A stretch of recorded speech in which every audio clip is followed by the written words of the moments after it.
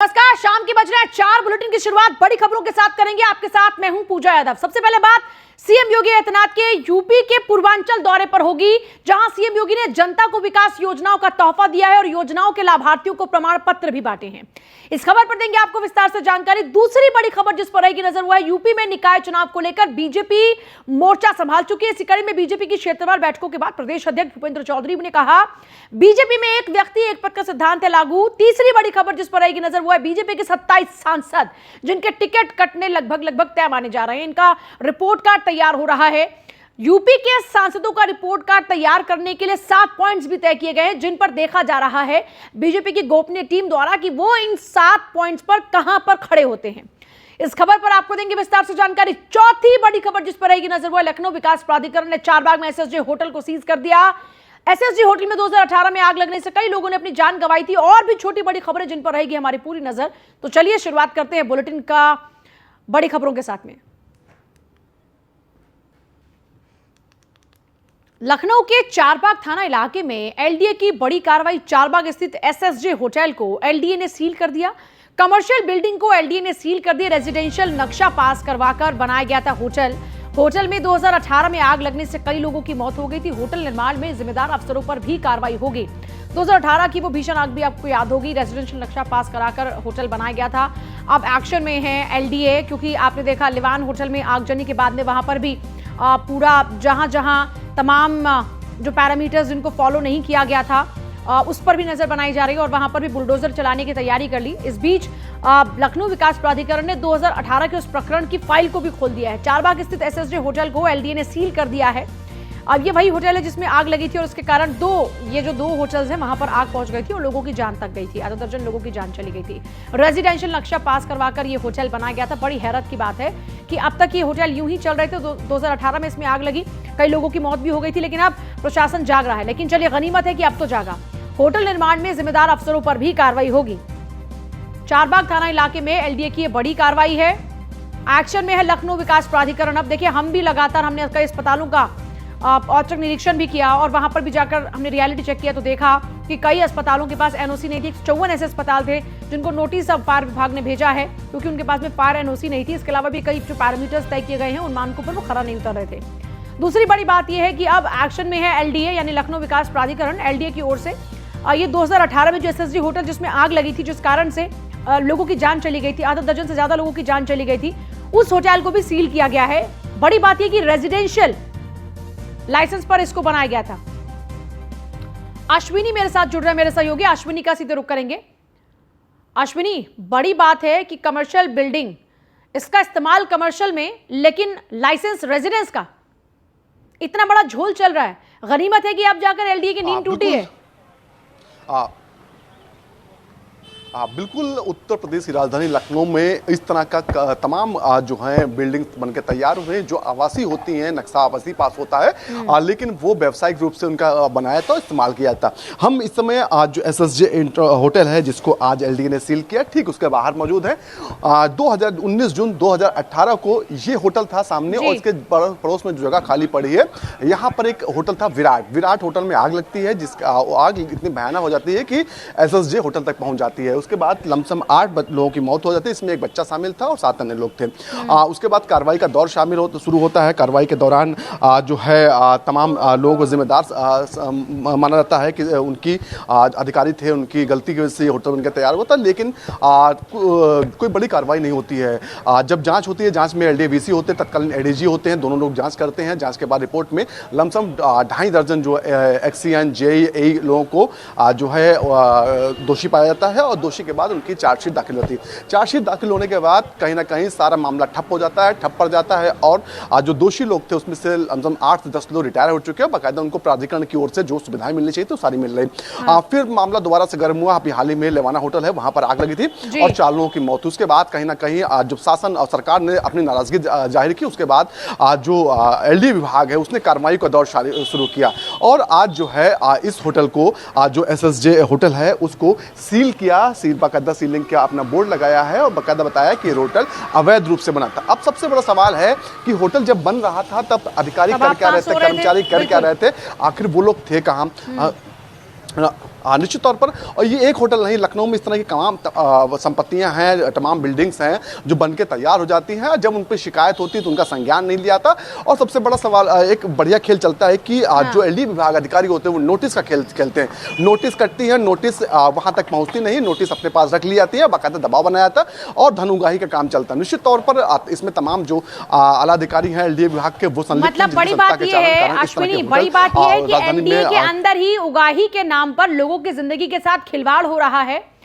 तमाम parameter set किए गए, लेकिन यहां पर पैरामीटर्स के साथ में भद्दा मजाक किया जा रहा है और यही सबसे बड़ा खिलवाड़ लोगों की जिंदगी के साथ है। लेवाना होटल में हमने देखा, एसएसजे होटल उसकी गवाही दे रहा है चीख चीख कर।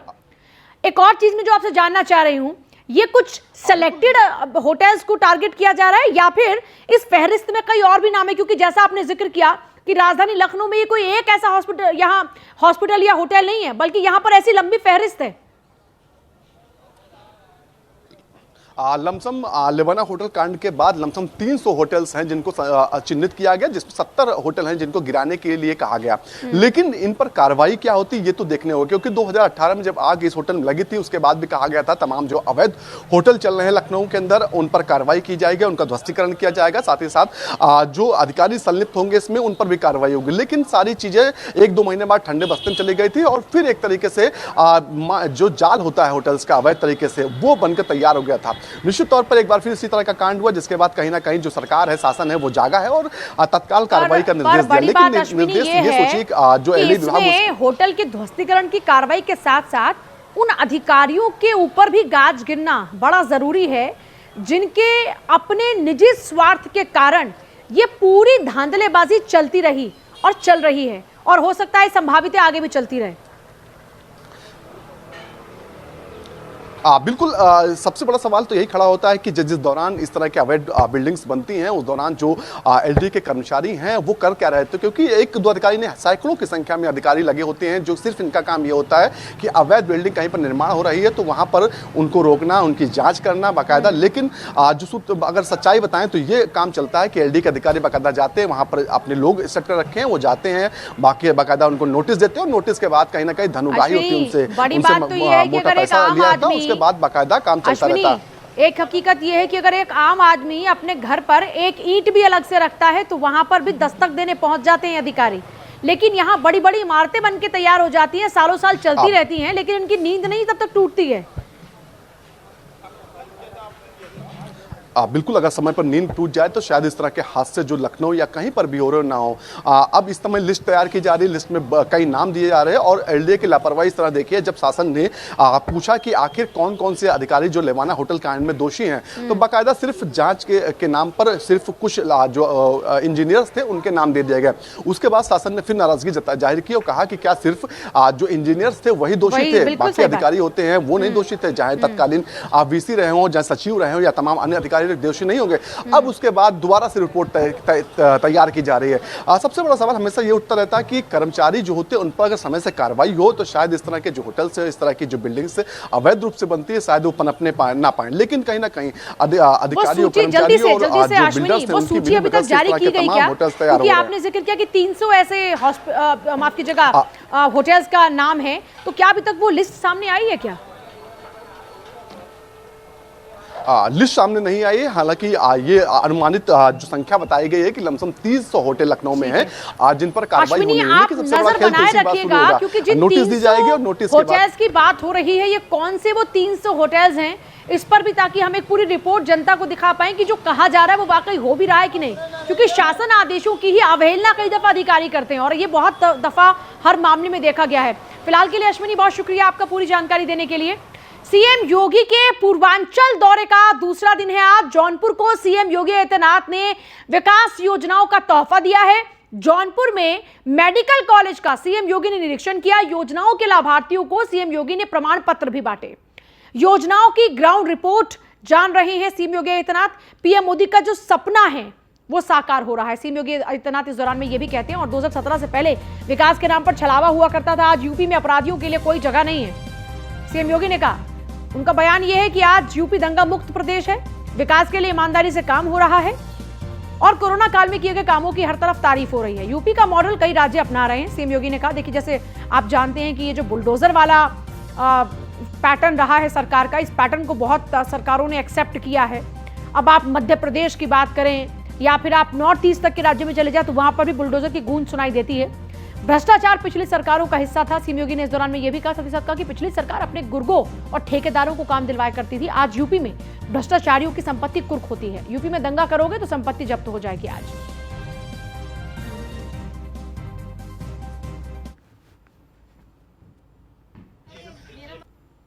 5 साल पहले जब आप यहां के नौजवानों को, यहां के नागरिकों को उत्तर प्रदेश के बाहर कहीं जाने के लिए किसी कागज जाना पड़ता था, उनके सामने पहचान का संकट था, विश्वास का संकट था और उस समय उन लोगों को अपनी पहचान छुपाने के लिए मजबूर होना पड़ता था।